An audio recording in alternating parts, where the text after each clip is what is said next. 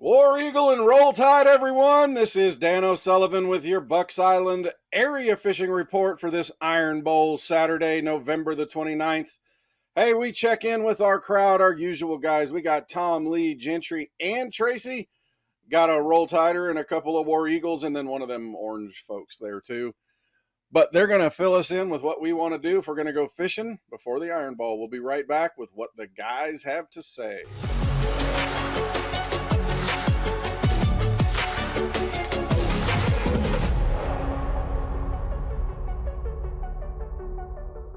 So they're going to check in with Lee Pitts. I know he's a Roll Tide fan. He's going to tell us what's going on, how we're going to roll some fish in the boat.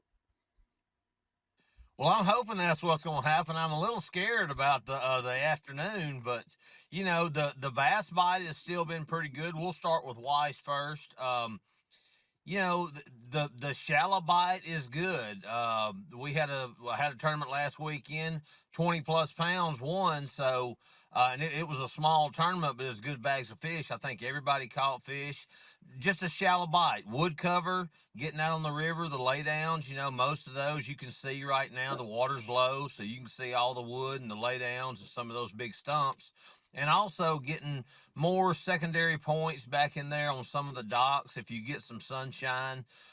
Once again, wood cover, rock, things like that. That's what you're looking at. That's holding some bait fish on it right now. The bass are feeding up. Spinnerbait bite's been real good. Square bill's been good, and a little bit of jerkbait's been pretty good this last week. What about the crappie bite? I know that's where you make your living. I've seen some posts, some people you've been fishing with. How's that turning around? Yeah, it's the crappie bite is also real good. Getting better. It's pretty good. We're catching them still in the brush piles. The open water on the creek ledges, things like that, the 10, 12, 14 foot. If you can find some brush out there on a vertical drop, dropping live bait down, also backing up and casting those Bobby Garland baits at them. 132nd heads, if you don't have any wind, you can throw that light jig head. If you got some wind, you got to put some more weight on it or you won't ever feel it. It's still a light bite, getting in the brush. And even with the dock bite, you got to peck at it a little bit and get in there and beat and bang around and find out where they're set up and how they're wanting it, and swapping colors.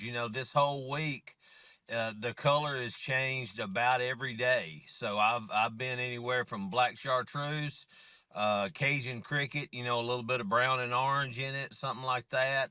And also some of the glacier, monkey milk. When you get in some of that clear water, you can throw that light, more of a neutral type shad looking bait.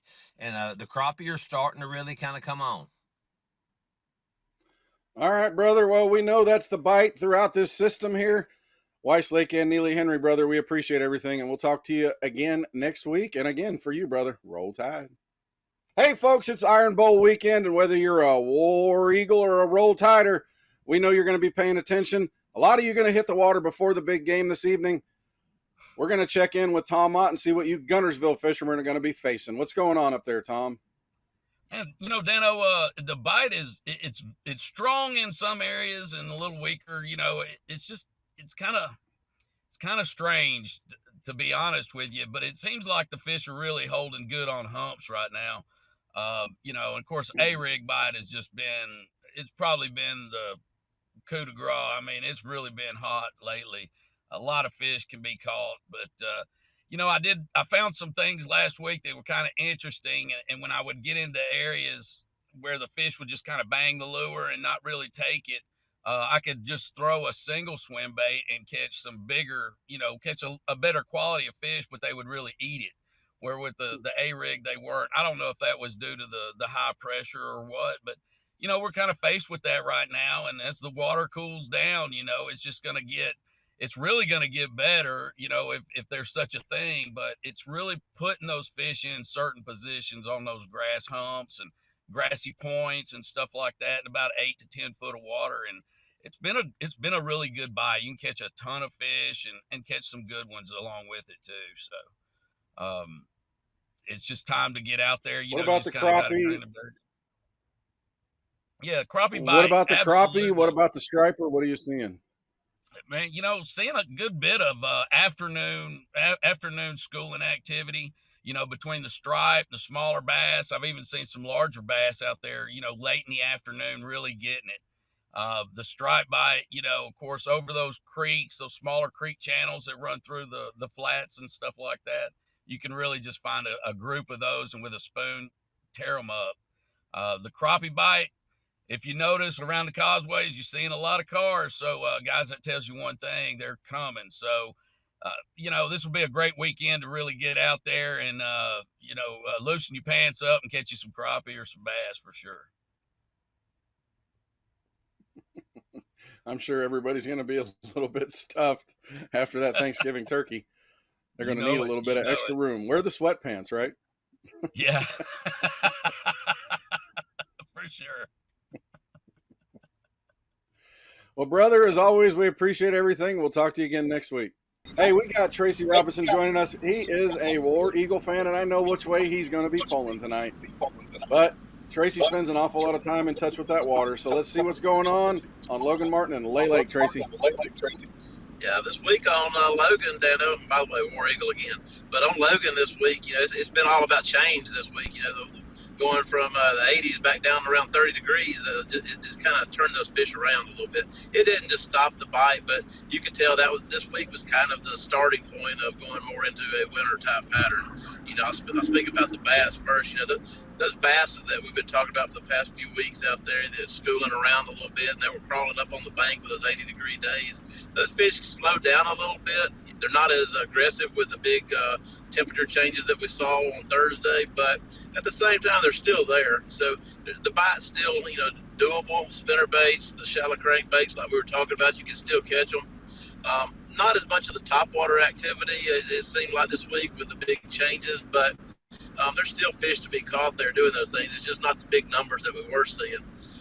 Those fish that we talked about in the creek channels out there, the bass especially, they kind of put the brakes on a little bit there. They're probably going to hunker down a little bit more up there.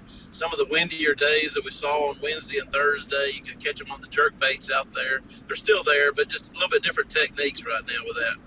The crappie are still hanging around that brush in that 6 to 8 foot. Seeing a lot of those around the docks. Seeing a few of them out there on those creek ledges too, out there with the jigs trolling around.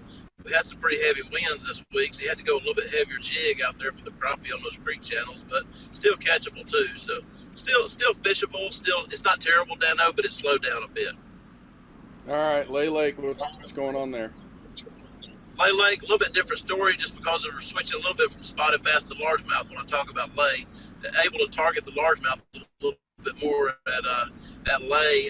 That shallow bite actually was still pretty strong this week at Lay. The swim jigs and the baits around the grass patches there. The wind really helped that bite out a little bit. And also with the rains that we had on Monday, Tuesday, it colored up the water a little bit. So the fishing actually picked up a little bit on the shallow bite at Lay. The lower end, that bite's still going on a little bit out there with the scopers, and that bite's going to continue to pick up as it turns into more of a winter pattern out there, dropping the minnows down with the forward-facing sonar, the A-rigs and whatnot.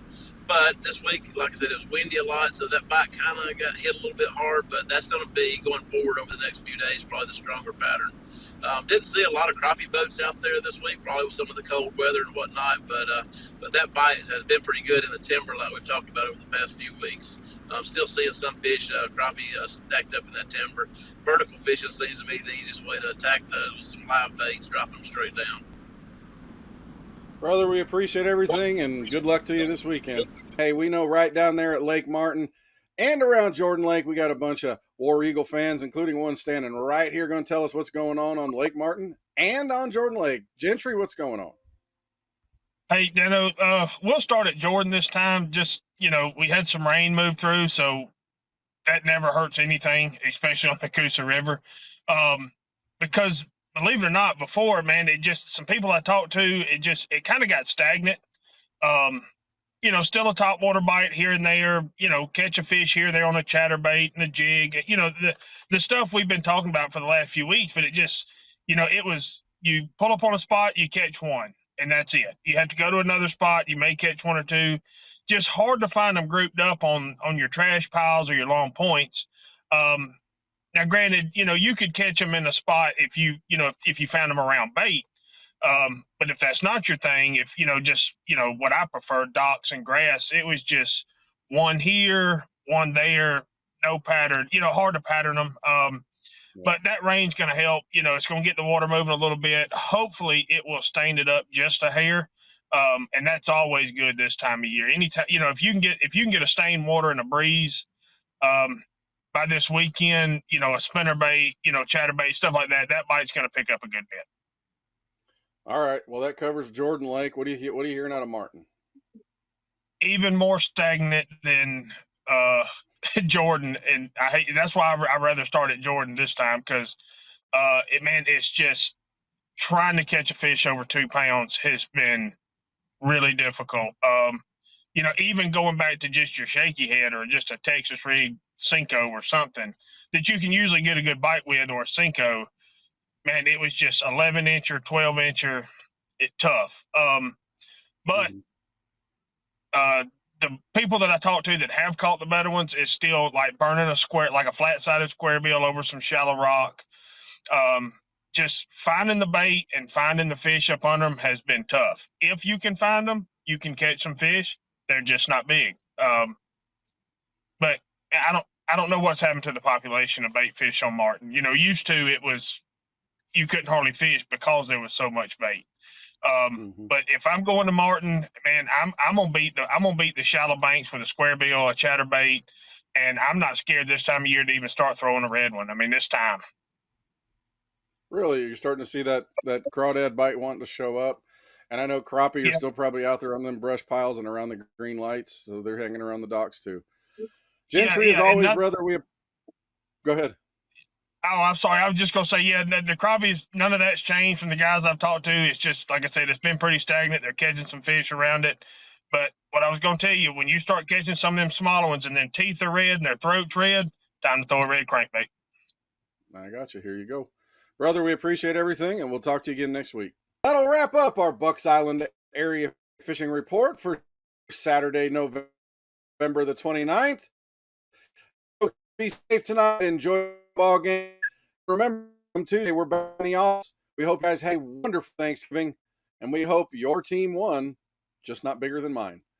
We'll talk to you again next week. Thanks for everything that you do to be the best part of Bucks Island, and we'll talk to you again next week.